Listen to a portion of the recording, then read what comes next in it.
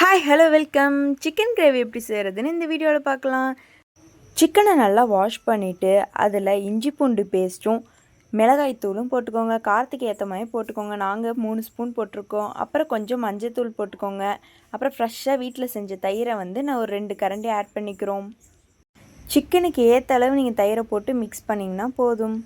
தயிரை சேர்த்ததுக்கு அடுத்து நல்லா மிக்ஸ் பண்ணிக்கோங்க. நாங்கள் எடுத்தது 1/4 கிலோ சிக்கன்.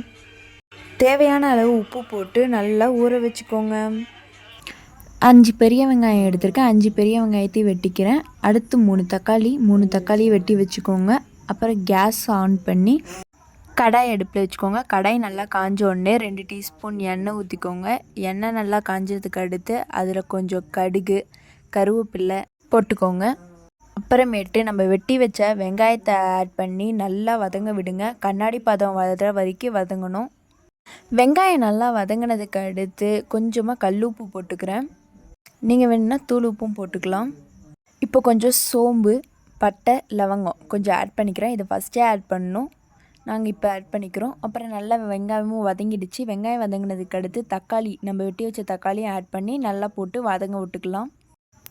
இது நல்லா வதங்கினதுக்கு அடுத்து நம்ம ஊற வச்ச சிக்கனை ஆட் பண்ணிக்கலாம்.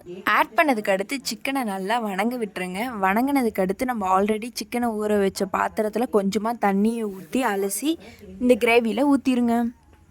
ஊற்றி கொஞ்ச நேரம் கொதிக்க விட்டுருங்க.